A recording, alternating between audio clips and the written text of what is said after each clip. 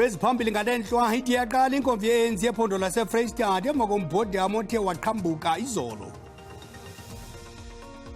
Nina besilo siyabonga, siyathokoza, siyajabula, siyaziqhenya ngokuthi lahamba kahle ibutho laze lafika lapha eSandlwane. Ukumkani imisiZulu kaZwelithini uthi idiyabu laseSandlwana kufuneka likhunjulwe njengempumelelo yawo onke ama-Afrika phansi kwengcinezelo yabamhlophe. I-SABC News iyokwethulela i-channel entsha yendaba zabalimi wesintu ngo-2023. African News Channel ka-DTT itakweshela mahungu hi ririmi ra wena. Ngakho-ke zithole ngesiZulu, ngesiXhosa, limi la Setswana, Afrikaans, Xitsonga, kaSepedi, kaSesotho, ngaTshivenda, ngesiBeleswati, ngesiNdebele. Rilefana ka SABC shimanga mutingati uitela ukwadisela mafungo ngalwambo lwa damuni. amahora angamashumi 24 nsuku zonke. Khumbula futhi ngolimi lwakho.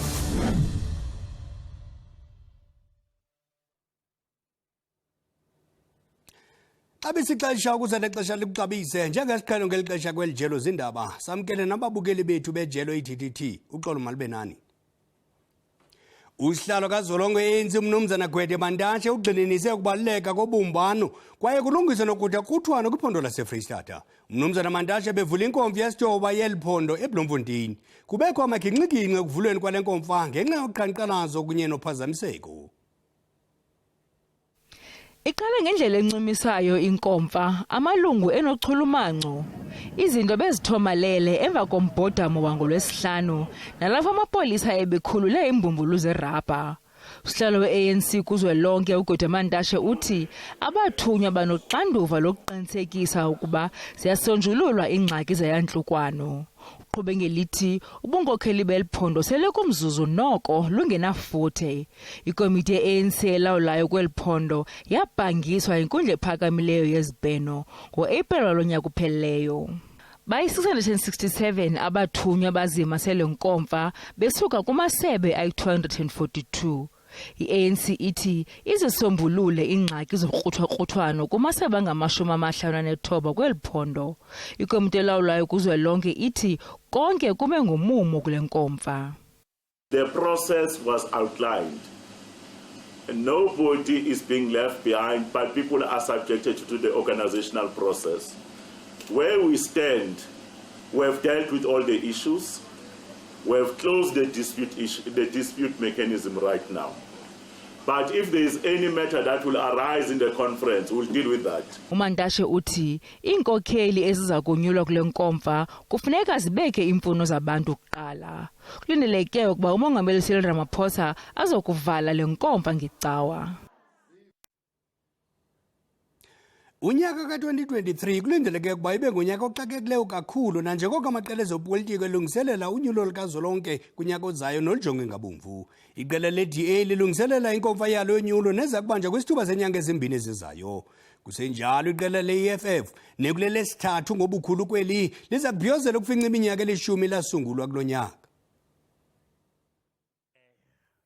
Akusekudalanga ichophe inkomfa kazwelonke yeqela eliphikisayo eMzantsi Afrika.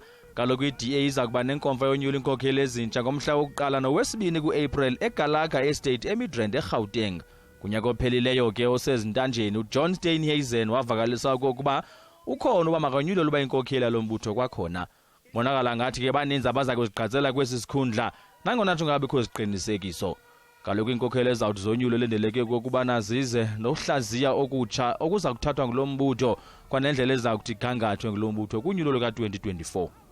This will be the Congress where we will be electing the DA Federal Leader, the DA Federal Chairperson, and the DA Federal Council Chairperson, and the deputies to those positions. It is quite an important Congress as it comes a year ahead of the upcoming national and provincial elections. So it is important that the leadership of the party gets a renewed mandate from the members and the delegates so that we can go into the campaign with a leadership that has been elected and that has been given a mandate. And this Congress comes on the backdrop of serious inroads that the party has made to recover and to stabilize on the back foot of the electoral performance we had in 2019, and we've seen some recovery that manifested itself in the performance of the party's electoral performance in the 2021 elections, and we've had a series of by-election victories that showcases that the Democratic Alliance is on the right track to consolidate its state as the official opposition and a party of governance. Kusenjalo ke EFF nesele ifikelele kwisigidi sabaxhasi ngokuthembisa kwayo ibhiyozela 10 leminyaka kulonyaka. Kaloku lo mbutho wasekwa ngoJulayi ka2013 emveni kokuba uMalima wathi wakhutshwa kwi-ANC njengelungu. Kaloku baseqoloni lokufumana inkxaso kubavoti bana kunyulo lomasipala oludlulileyo bafumene umyinge we-10.4% xa kuthelekiswa no-8.19% abawufumana ngo-2016. This is significant to us, and it's a significant year for the organization because we get to reflect on the impact that we've had on the lives of our people, how we've inspired our people to stand up against injustice, against racism and abuse in all sectors of society, how we've inspired our people to stand up against exploitation in the workplace. And that is one of the most compelling achievements of the organization, is that we've been able to raise the consciousness of our people to be able to respond to their conditions. We've been able to show our people that there is an alternative outside of the so-called formal liberation movement, which blackmails them into constantly voting them because of their apartheid struggles. And we expect the year to be the stepping stone and the stepping ladder towards the governance of the EFF in 2024. Nanjengoko ke unyulo luka-2024 lusondela, omabili namaqela azakwenza konke okusemandleni ungena umzi nomzi ngelikufuna ukususa i-ANC esikhundleni. Ndingu-Abongile Dumako kwindaba ze-SABC eGauteng. Ukumkani Misizulu kaZwelithini uthi idabila ngo-1879 lasesandlwana nalapho amabutho kaZulu oyisa umkhosi wamangezi kufuneka lijonge njengempumelelo ya onke ama-Afrika kwingcinezelo yabamhlophe. Ukumkani Misizulu ebethetha kwisikhumbuzo sekhulu lenama-44 sedabila lasesandlwana kumantla KwaZulu-Natal. Ukumkani ukwabaluleka komhlaba kwisizwe sakhe. Njengoba siyisizwe nje samaZulu, lokhu okwakulwelwa amabutho esandlwana ilona bumbano lolo oluyovikela ukuthi ngoba asizona isizwe futhi ngeke size sibe isizwe singenawo umhlabathi njengoba ubaba ongizalayo isilo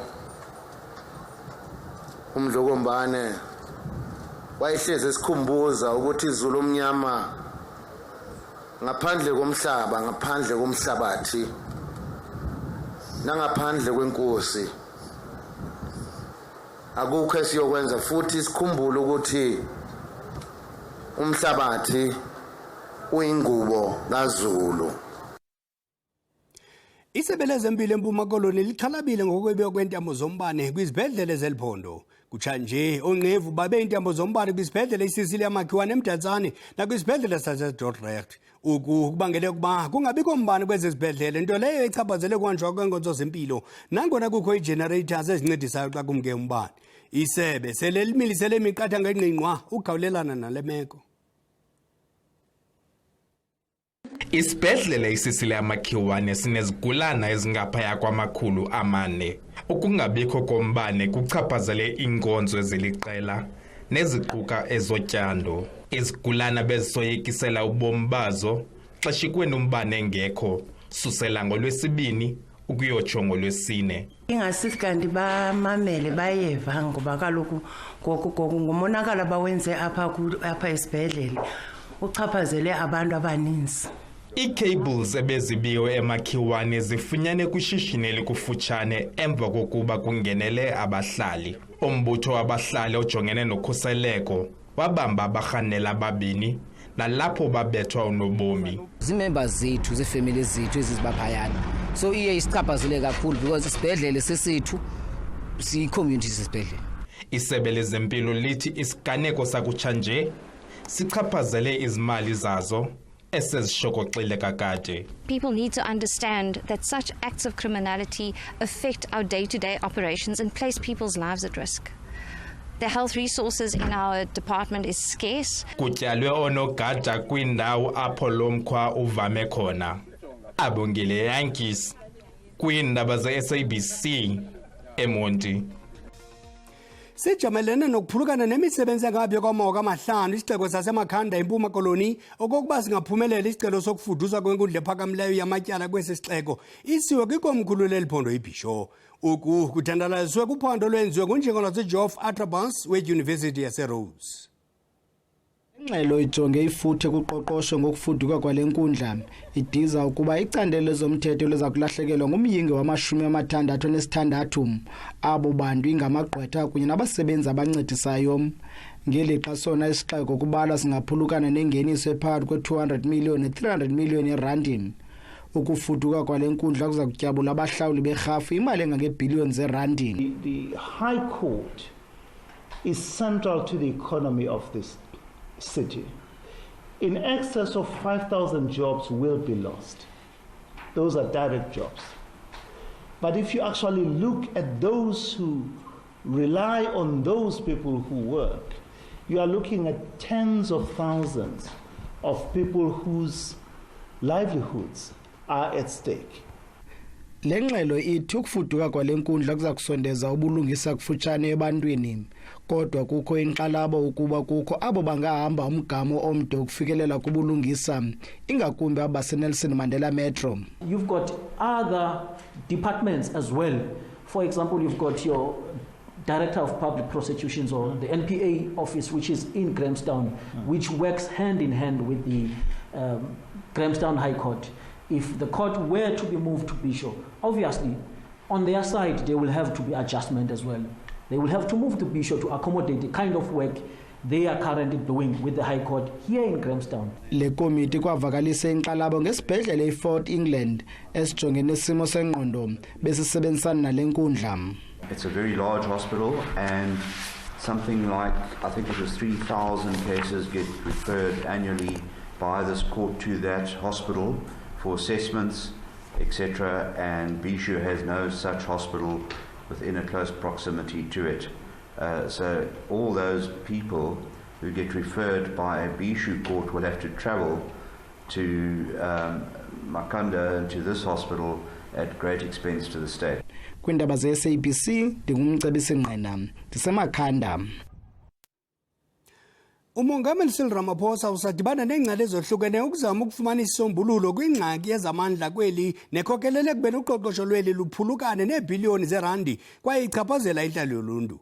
Iofisi yobongameli inethemba lokuba iza kuncipha ingxaki yocimicimi umbane kwezi ntsuku zimbalo zezayo.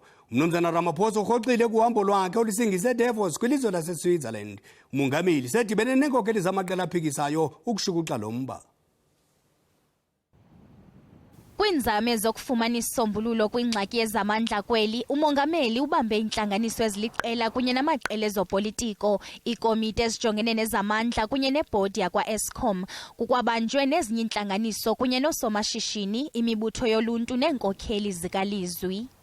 He will meet with the President's Coordinating Council, which is made up of premiers, executive mayors, and ministers. And really the purpose of this week, or the focus of this week, is informed by one, that all parts of society need to work together if we are to overcome the electricity crisis. The President, parallel to these meetings, has been receiving daily briefings from Eskom on the work that they're doing to improve the performance of their power stations. And the government is driving, obviously, more work to bring more capacity into the grid as quickly as possible. Ingcali yezamandla ithi indlela osingathwe ngayo lo cimicimi ayincedisi ukusombulula le ngxaki. The equipment availability factor, EAF, it was originally planned to be up at the 75% level. That's meaning 75% of the power generation that's available would be running at any one time. Well, in December, that dropped below 50%. So that's a third worse. That means a third of the power stations that you expected to be running are now not running. So that's where the crisis comes from. Amanye amaqela ezopolitiko amemelela ukuba umongameli Cyril Ramaphosa kunye nomphathiswa wezamandla behle kwizihlalo zabo, kodwa iofisi yobongameli ithi le ngxaki yezamandla mayingasetyenzisela ukufumana amanqaku kwezopolitiko. We do expect and welcome the intense public debate on load shedding. However, attempts by some to politicize this crisis are not helpful. South Africans are justifiably angry and frustrated. However, we need to direct all our efforts to urgently overcoming the crisis. Kusenjalo imibutho eliqela iceba ukusa le nkampani inkingisha umbane kweli Eskom kwinkundla ngomba wocimicimi wombane.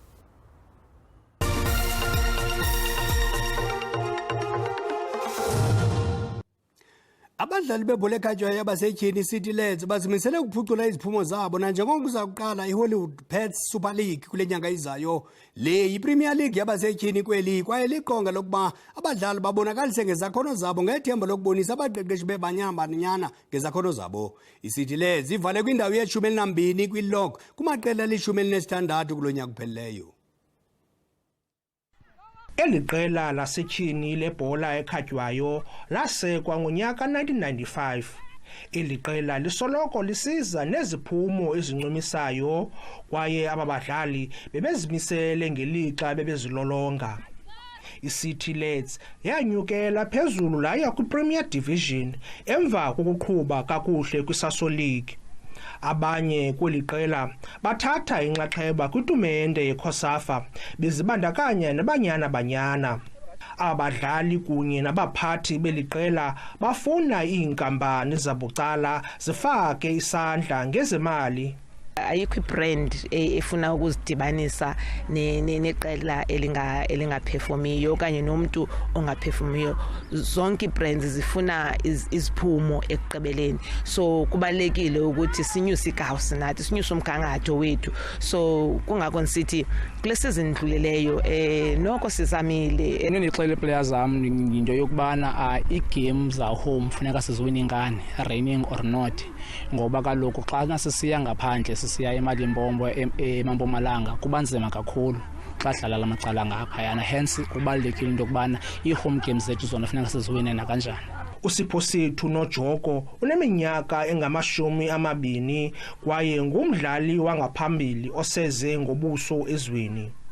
Uthi ufuna ukuzenzela igama kulo mdlalo. As a team yam sizayireach i-top 8 this season. And ngoku sifuna sisebenze hard, work as a team, yonke izolenzeka. So as mina top goal scorer, I'm so grateful uba ndilapha namhlanje ngaphandle kwabo ngingasoze ndibe kule ndawo. Eli qela leCity Lads liza kudlala umdlalo walo wokuqala kwibala iWestbourne Oval neVasco da Gama ngomhla wesine kwinyanga ezayo. Ndinguzolani Moya weendaba ze-SABC ndiseGqeberha kwiphondo leMpuma Koloni. Ukunilebela ngegwaxaza masenikhumbuze mawethu. iSABC News iza kuphehlelela ijelo lendaba eliza kusasaza indaba ngelwimi zesintu iiyure ezingama-24 ngemini. Elvela Tanci liza kusasazela iindaba, iinkqubo-ndaba kunye nokuqhubeka epalamente kanye ngolwimi lwakho lwenkobe. Kufumanike amabandla asekhaya ndithi athi awunaba amathunzi sidle sijonge ematholeni. Nangomso ke kobe kusatshila thina makube qhusi behele.